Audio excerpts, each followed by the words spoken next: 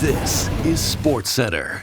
Hey, I'm Marissa Roberto, and is it time to panic in Toronto? Yeah, we got another Blue Jays update, but this one isn't as fun. Thanks to another ninth-inning bullpen meltdown, the Jays lost their first game in their series versus the Reds. Toronto snagged the lead thanks to back-to-back home runs by Bo Bichette and Dalton Varsho, but they just couldn't close it out. And after this most recent result, I think it's time to have a serious conversation about Toronto's bullpen. Before the All-Star break, the Jays quietly had one of the best pens in the league. But thanks to a pretty rough stretch of late, they've fallen below league average. And as a result of their struggles, Toronto has wasted some great performances from their starters, including 7 innings of one-run baseball against the league leaders, Milwaukee Brewers. Now, a lot of the heat has been on closer Jeff Hoffman, which is understandable after he had a disastrous week to close out August. But to give credit where credit's due, he was pitching lights out for nearly a month and a half before that. So instead of Hoffman, maybe some attention should be going to Louis Varland. The Jays gave up multiple pieces to get Varland at the deadline this year, and for good reason, as Varland was looking like one of the best pitchers in baseball. But since coming to Toronto, he just hasn't found the same form. And the Jays are going to need him as well as some other bullpen arms to get going, as they've seen their lead in the AL East fall in the past weeks. And if they want to secure a division win and potentially a first-round bye, they'll need their bullpen to step up and finish the job. But the thing is, for Toronto fans, this cannot be a new feeling.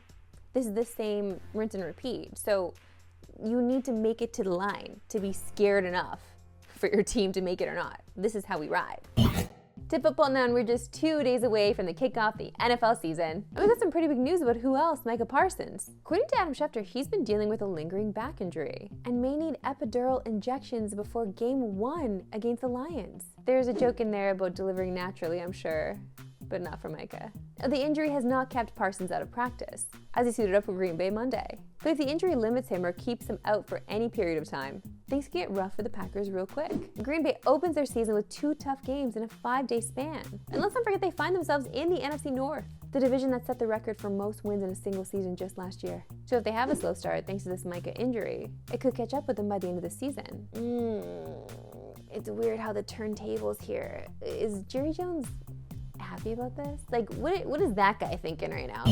To tennis now, where there's some great Canadian content coming out of the US Open. Laval, Quebec's Leila Annie Fernandez has helped put women's doubles on the map at Flushing Meadows, thanks to her partnership with a living legend. Leila and Venus Williams have cruised all the way to the quarterfinals without dropping a set, and have captured the hearts of the New York crowds. It's the deepest run Venus has had at a major since winning Wimbledon's doubles title with her sister in 2016, prompting Venus to call Leila the second best partner she's ever had. And Serena has taken notice. So with Serena looking on jealously from home, Venus had some words for her sister after their win yesterday. She's given us advice and we just need her in the box. So my message is, Serena, you need to show up. So could we see Serena in New York today? When Leila and Venus take on the top seeds for a spot in the semis. It's an exciting time to be alive for tennis fans, I'll tell you that. Meanwhile, in singles, Felix Auger-Aliassime is on a Cinderella run. He's the lowest seed remaining in the men's draw, after upsetting 3-seed Alex Zverev Saturday, and then 15-seed Andrei Rublev yesterday. It's the first time he's reached a major quarterfinal in almost 4 years, and the first time he's ever recorded consecutive top 20 wins in a Grand Slam. And he'll need another win tomorrow to keep the run going. Next up, he'll face 8-seed Alex de Minaur, and once again, he is the underdog, despite holding a 2-1 record in his career against the Australian. Of course, you can catch all the action on TSN and TSN+. Coverage begins at 11:30 a.m. Eastern, 8:30 Pacific. Preparation for the 2026 Olympic and Paralympic Games are heating up, as our guest today knows all too well. We're joined today by Canadian sledge hockey player Gavin Baggs, who will be representing Canada at the Paralympics for the first time. Is this a pinch-me moment for you heading to your first Olympics? Absolutely, yeah. There's definitely something along the lines of that. You know, this has been a dream of mine since I was a kid. I grew up in a very big athletic family. Both my mom and dad had the ability to go represent our province at the Canada Games, and I've done that a few times now. But you know, ever since I started sport, it was always the dream to get to this point, and now hopefully that dream can come true. Now, you are also a multi-sport athlete. Now, you're obviously a great hockey player, but you were also at the Canada Summer Games for track. What drives this athletic spirit?